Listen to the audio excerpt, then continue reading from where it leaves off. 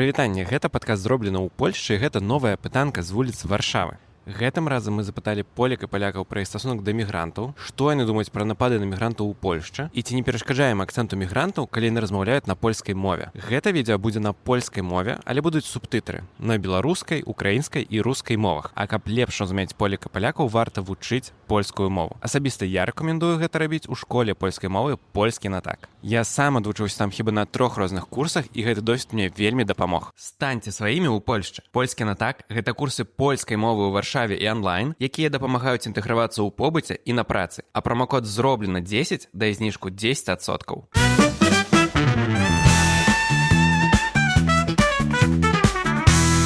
Ostatnio jest temat migrantów trochę głośny w social mediach. Jaki jest Pani stosunek do migrantów i do tego, że dochodzą ataki na nich? No, uważam, że migranci ogólnie są bardzo agresywni i też mi się nie podoba, że w ogóle tutaj są i wpuszczani. Nie wiem, czy w Warszawie, czy w Polsce i często widzę na TikToku, że jakieś tam po prostu niebezpieczeństwo stwarzają.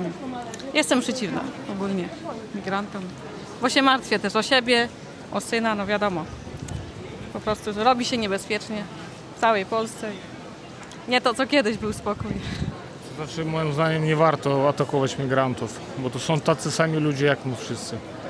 No i ogólnie szanuję migrantów, jak ktoś szanuje mnie, szanuje innych ludzi, płaci podatki i tak dalej.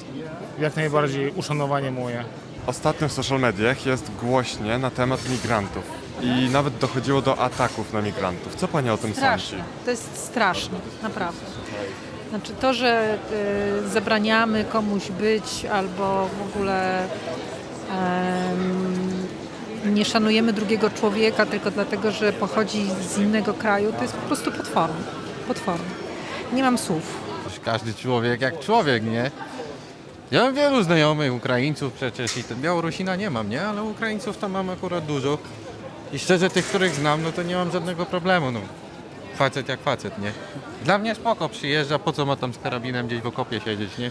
Ale tak ogólnie, no to dopóki ktoś przyjeżdża, nie robi ambarasu, nie? No to jest spoko, nie? No, sądzę, że to nie jest dobre zachowanie właściwe w stosunku do migrantów, bo skoro przyjęliśmy ich do naszego kraju, no to trzeba ich normalnie traktować jak ludzie, a nie jak coś gorszego. Migrantów jest bardzo głośny w social mediach i dochodziło do ataków na migrantów. Co o tym sądzisz?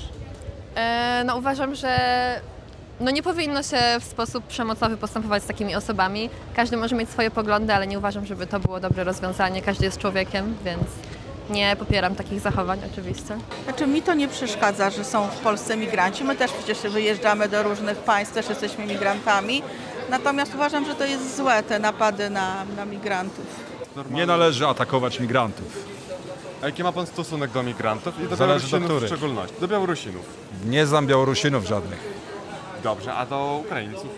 Ale to nie zależy od tego, czy to jest Ukrainiec, czy Białorusin. To jakoś tak, szczerze powiedziawszy, nie ma dla mnie żadnej różnicy. Osobiście nie znam chyba Białorusina. A, może znam Białorusina. Spoko gość. Szczerze, ja za bardzo nie śledzę tego, więc dla mnie wszystkie jakby takie ataki nie są pozytywne. No my akurat jesteśmy polskimi muzułmankami, więc w temacie jesteśmy od wielu lat. Ja od 17, siostra też już kilkanaście. też prawie tyle Więc ten temat nie jest dla nas nowy, tylko jesteśmy w nim od zawsze i wiemy, jaki jest ciężki, trudny i wyciągany jest przede wszystkim w momencie wyborów, jakichś takich akcji, żeby coś tam przykryć, ukryć.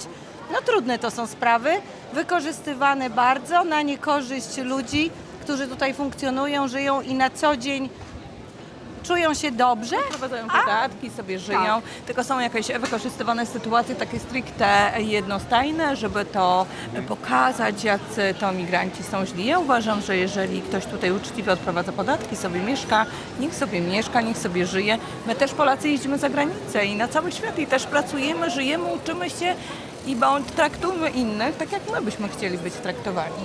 Znaczy tak, ja uważam, że atakowanie kogokolwiek ze względu na to, skąd pochodzą, jest po prostu chore i nieludzkie.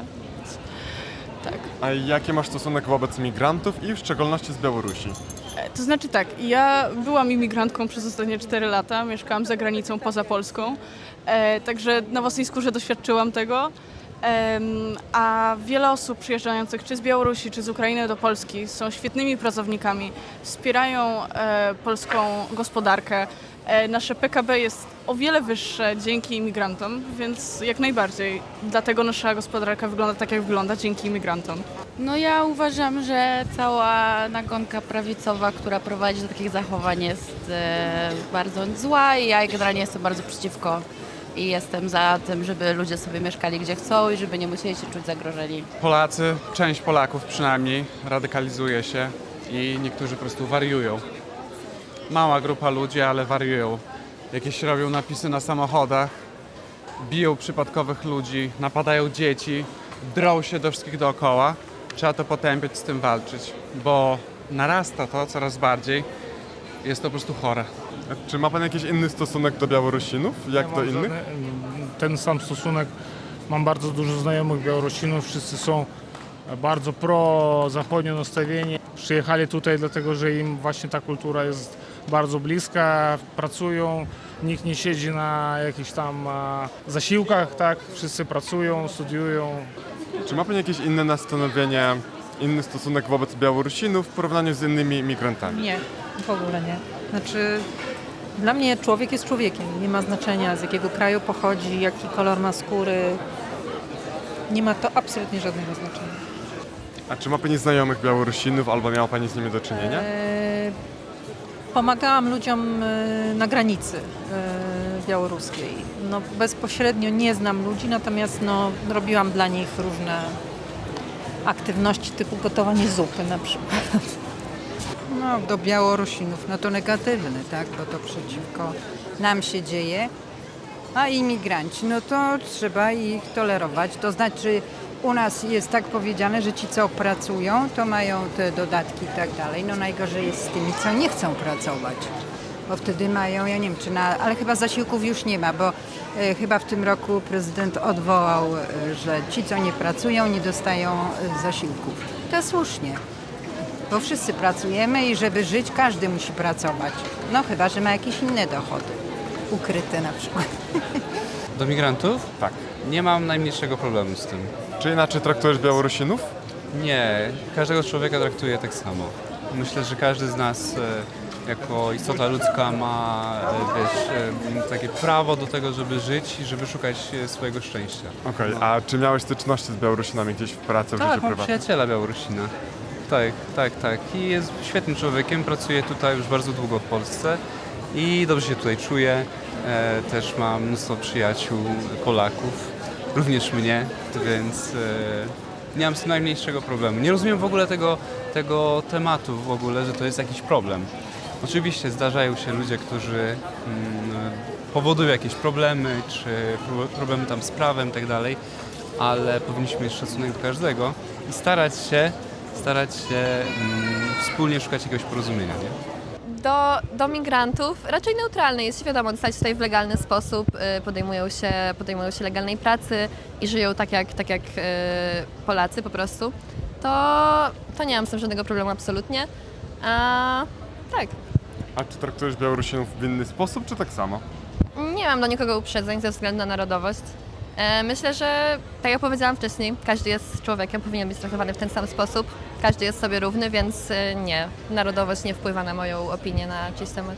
A czy miałeś do czynienia z Białorusinami wcześniej? Nie wydaje mi się, żebym w jakieś takie większe interakcje wchodziła. Raczej nie.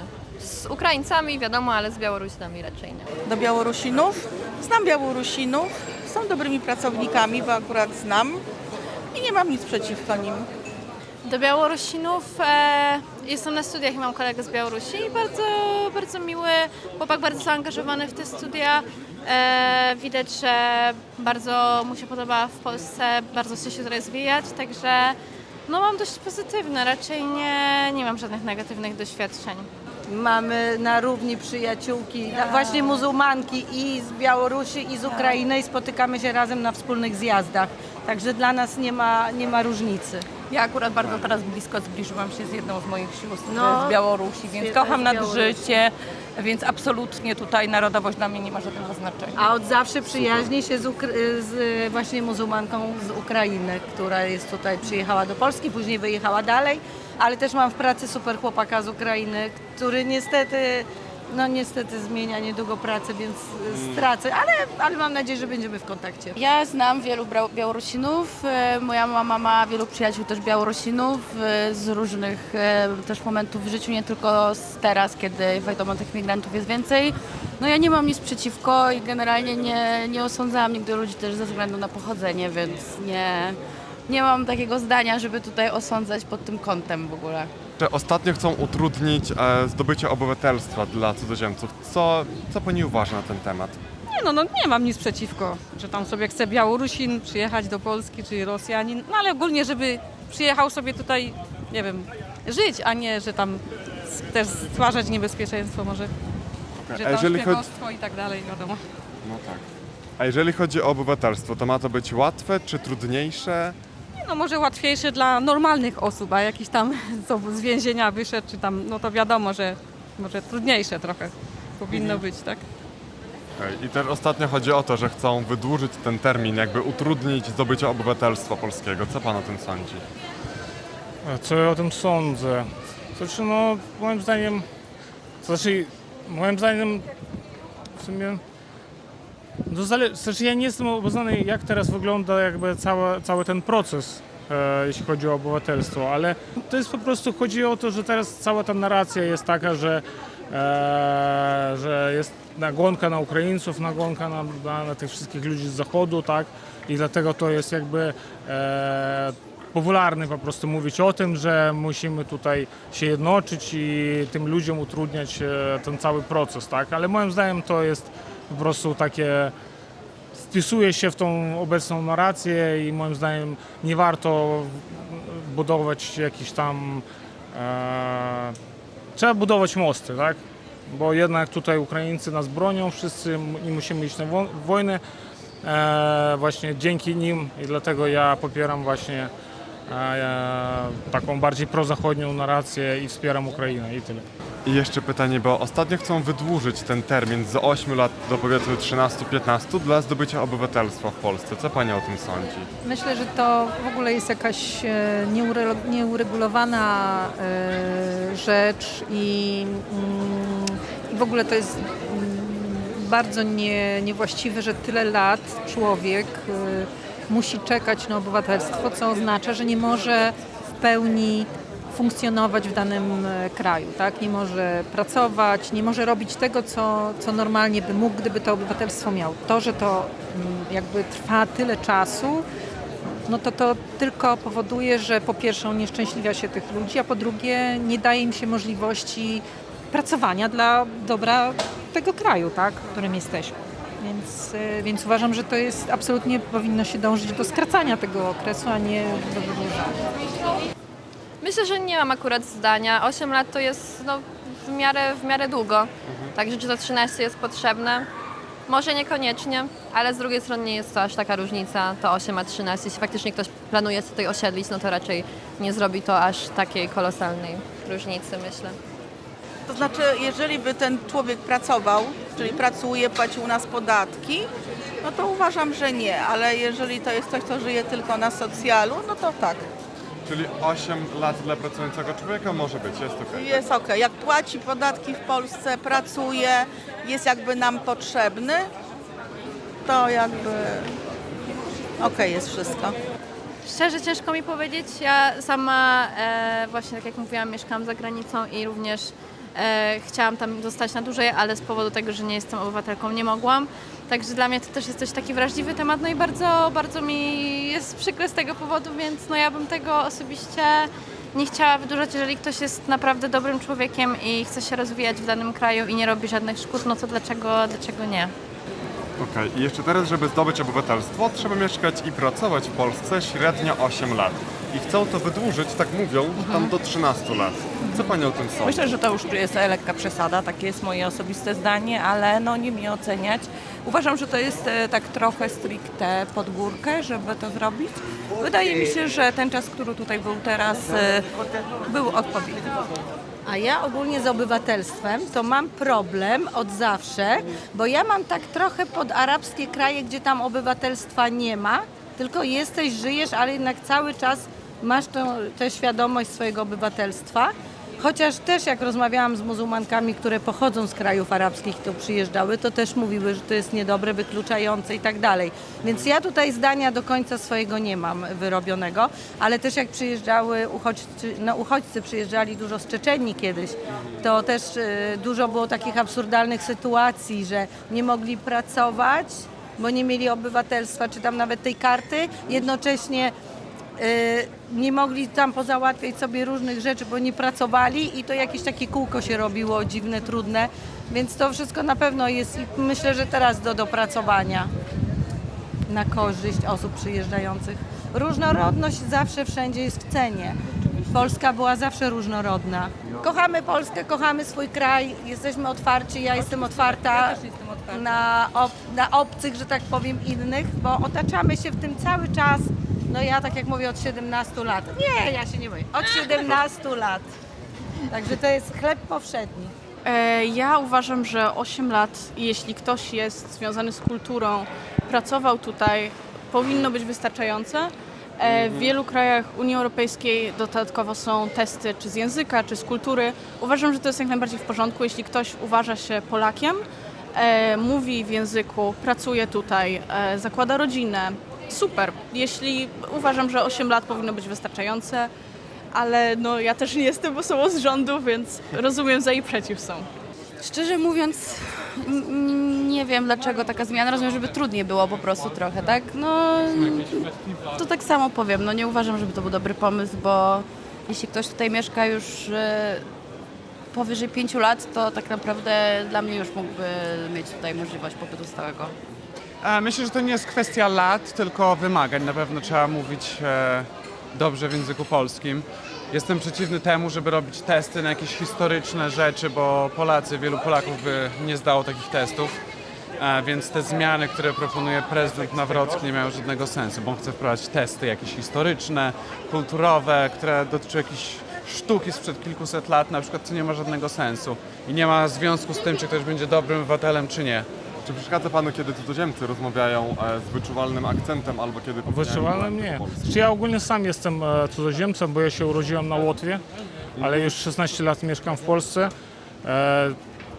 Też mam akcent, nigdy nie pozbyłem się tego akcentu. Moim zdaniem bardzo ciężko się tego akcentu pozbyć, to trzeba naprawdę bardzo się starać, żeby tego akcentu się pozbyć i moim zdaniem to nic w tym takiego złego nie ma, tak?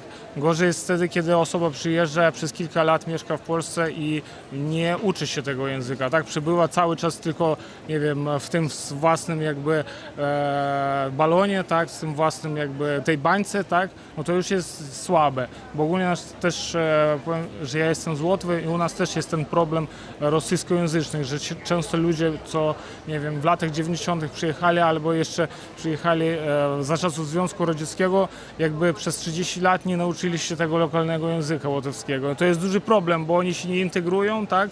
Uważam, że jak ludzie przyjeżdżają tutaj do Polski czy tam do innych krajów, muszą po prostu asymilować z tymi lokalsami, też bardziej jakoś wychodzić do tych lokalsów.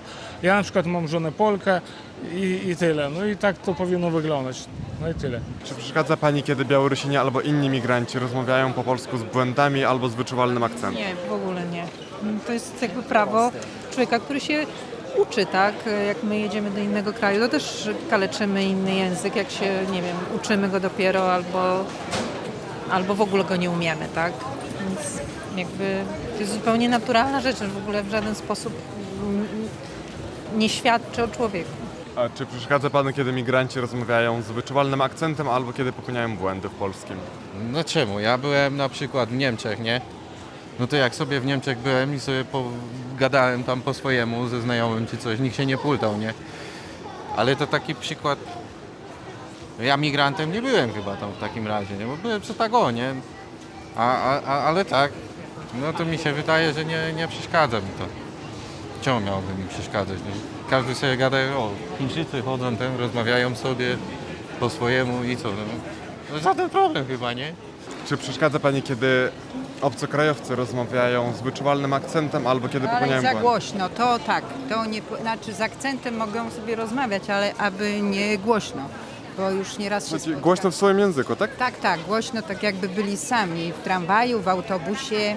Na ulicy to tak trochę się to miesza, ale najgorzej właśnie w tych strefach takich zamkniętych, no, gdzie to jest dla mnie moim zdaniem za głośno, zdecydowanie. Dobrze, a jak rozmawiałem po polsku i słychać trochę akcent, że człowiek nie jest Polakiem, to jest To okej? nie szkodzi. Dobrze, a czy przeszkadza Ci, kiedy migranci rozmawiają z wyczuwalnym akcentem w polskim? No nie przeszkadza mi, nie jestem żadnym rasistą czy coś, nie przeszkadza mi to. Czy Tobie przeszkadza, kiedy Białorusini albo inni migranci rozmawiają po polsku z wyczuwalnym akcentem? Absolutnie nie. Kiedy ja mówię po angielsku, to jestem również rozpoznawany jako Polak, więc nie mam z tym jak najmniejszego problemu. Więc nie, absolutnie nie. Nie, doceniam to, że uczą się języka. Ważne, że po prostu próbują porozumiewać się właśnie w języku, w jakim mówią ludzie, w których kraju są. To się liczy. Akcent to nie jest problem, wiadomo. Jak ja mówiła w innym języku, też miałam akcent, to jest jak najbardziej normalne, więc liczą się starania. Nie, w ogóle mi to nie przeszkadza. Ja sama mieszkałam za granicą i posługiwałam się językiem angielskim i nigdy się nie spotkałam z negatywnym odbiorem tego, że ja się posługuję w języku angielskim, także ja również nie mam z tym żadnego problemu. Nie, absolutnie. Mnie denerwuje, jak nie mówi po polsku, kiedy mówi w swoim języku, a mieszka tu na przykład już wiele lat i często ma już obywatelstwo, a nie chce używać tego języka, więc to jest dla mnie na pewno denerwujące i bym zabrała wtedy obywatelstwo, już mówię szczerze, ale kiedy mówi po polsku, no to super. Absolutnie. Nie ma to... Jeśli rozmawiają po polsku, chcą rozmawiać po polsku, próbują rozmawiać po polsku, super i to się powinno tylko i wyłącznie chwalić.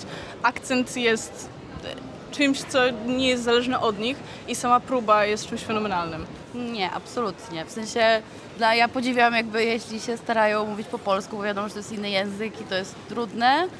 A akcent, no każdy ma, jak ja mówię po angielsku czy po hiszpańsku, bo mówię po hiszpańsku, to też słychać, że jestem nie stamtąd, więc jakby no nie oceniam też pod tym względem nikogo. Nie, absolutnie mi to nie przeszkadza. Sami mamy różne akcenty w Polsce. Ja jestem z Podlasia, więc sam mam akcent. Więc jakby mi przeszkadzało, to co, ja mam wypierdalać? Dokąd na Podlasie? Niektórzy by mi tak mogli krzyczeć. Nie, ludzie mają różne akcenty i to pięknie, no. To jest wspaniale, no. Absolutnie nie powinniśmy dojść do tego, żeby każdy mówił dokładnie tak samo. Bo rozumiemy, że nie jesteś z Polski, tak? Tak, nie jestem z Polski. Tak. I jak Ci się mieszka w Polsce? W porządku, dobrze. A jak długo już jesteś? Sporo. No gdzieś mniej więcej 8 lat, bo ja właśnie tutaj skończyłam studia i już tutaj pracuję. Tak. I jak Cię odbierali? Czy zauważyłeś jakąś różnicę na początku, a teraz jak Cię odbierają w Polsce? Raczej tak samo, naprawdę, bo ja właśnie chyba tutaj przez to, że ja już jestem tu tak już dość tak długo czasu i pracuję zdalnie i tak właśnie nie tak dużo w ogóle komunikuję z ludźmi po prostu. Tak. A czy miałeś jakieś może konflikty? Spotkałaś się z dyskryminacją? Jeden raz po prostu pan na przystanku tak agresywnie zaczął pytać, skąd jesteś, takie coś. Ja taka, a ja po prostu tak nic nie mówiła, tak po prostu stojała i tam inny pan takiego, co tam, dlaczego to pytasz i tak dalej. Właśnie no coś takie to było i maksimum, tak.